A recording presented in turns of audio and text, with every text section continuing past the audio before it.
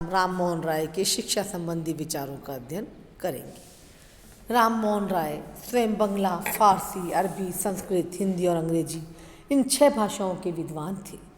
वे एक शिक्षाविद थे और शिक्षा के प्रचार प्रसार में उनकी गहरी रुचि थी। वो कहा करते थे, भारत के लिए शिक्षा के विस्तार की सबसे अधिक आवश्यकता है और शिक्षा विस्तार का काम शुरू होना चाहिए समाज के निम्न स्तर से। राम मोहन राय ने आधुनिक पाश्चात्य शिक्षा पद्धति को अपना समर्थन प्रदान किया जब ईस्ट इंडिया कंपनी ने निश्चय किया कि भारत में शिक्षा विस्तार के लिए स्वीकृत संपूर्ण राशि संस्कृत शिक्षा प्रतिष्ठानों की उन्नति के लिए खर्च की जाएगी। तो राम मोहन राय को विचार पसंद नहीं आया और उन्होंने गवर्नर जनरल लॉर्ड एम हस्ट को अपने ऐतिहासिक पत्र में लिखा, यदि ब्रिटिश व्यवस्था का उद्देश्य भारतीयों को सदा अज्ञान के अधिकार में रखना हो तो फिर संस्कृत प्रणाली ही अच्छी है, परंतु जब सरकार भारतीय जनता की प्रगति चाहती है तब आधुनिक एवं उदार शिक्षा प्रणाली द्वारा गणित, प्राकृतिक दर्शन, रसायन शास्त्र, शरीर विज्ञान एवं अन्य उपयोगी वैज्ञानिक विषयों की भी शिक्षा दी जानी चाहिए। इस प्रसंग में राम मोहन राय ने किन्हीं पूर्वाग्रहों से ग्रस्त नहीं थे। उनके शिक्षा संबंधी विचार व्यवहारिक और रचनात्मक थे।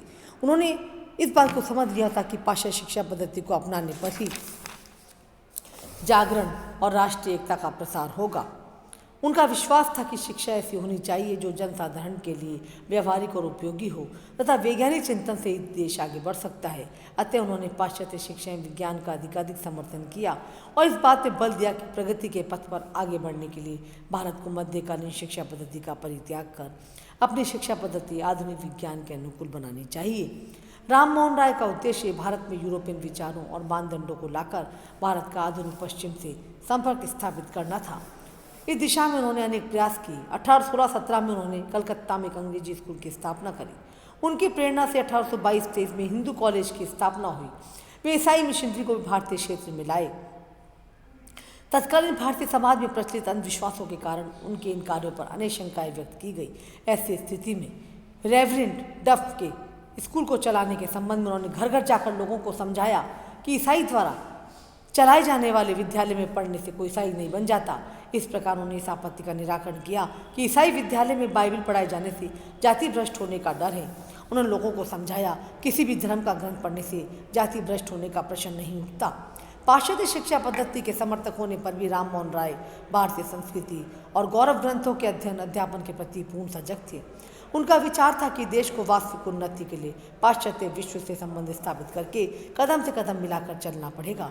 अतः शिक्षा के क्षेत्र में पाश्चात्य प्रणाली को अपनाना जरूरी है, किंतु इसका अर्थ यह नहीं है कि हम संस्कृत शिक्षा की अवहेलना करें और वेद उपनिषद का अध्ययन त्याग दें।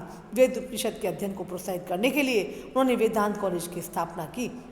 उन्होंने बंगला और हिंदी भाषा में भी साहित्य रचना की। उन्होंने बंगला में गद्य साहित्य की रचना करके बंगाल में शिक्षा क्षेत्र की बड़ी सेवा करी। वे प्रथम व्यक्ति थे जिन्होंने बंगला में धार्मिक, दार्शनिक, साहित्यिक व ऐतिहासिक पुस्तकें लिखी। उनके मन मस्तिष्क में संस्कृत, बंगला और हिंदी के प्रति तीव्र अनुराग था। राम मोहन राय चाहते थे कि भारत में प्राथमिक शिक्षा निःशुल्क और अनिवार्य हो। नारी शिक्षा के प्रबल समर्थक थे, लेकिन दिशा में किसी संस्था की स्थापना नहीं कर पाए।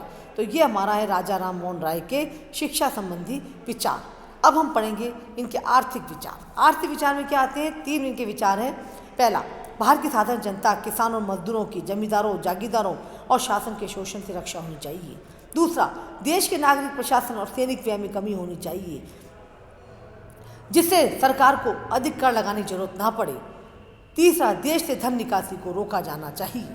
तो इस तरह उनके ये जो आर्थिक विचार हैं वो 3 हैं। उसमें उन्होंने क्या कहा है कि धन निकासी का क्या तात्पर्य है हमारा, कि इंग्लैंड को धन निकासी पर वो चिंतित थे। राम मोहन राय भारत से इंग्लैंड को धन निकासी पर चिंतित थे, इससे वो उसको रोकना चाहते थे। इसके लिए उन्होंने क्या प्रस्ताव दिया कि भारत में पूंजी संग्रहित करने वाले धनी और सच्चरित्र यूरोपियनों को भारत में ही अपना घर बना लेने के लिए प्रोत्साहित किया जाना चाहिए। भारत में यूरोपियनों के आवास संबंधी राम मोहन राय के विचार से कुछ गलतफहमी पैदा हो गई थी और यह आरोप लगाया गया था कि भारत में यूरोपियनों के प्रवेश को प्रोत्साहन दे रहे हैं। लेकिन उनका उद्देश्य ये नहीं था कि उनका उद्देश्य क्या था कि देश का धन बाहर नहीं जाए और वे यूरोपियन अपनी पूंजी भारत के औद्योगिकरण में लगाकर आर्थिक और औद्योगिक विकास को आगे बढ़ाए। Next, thanks.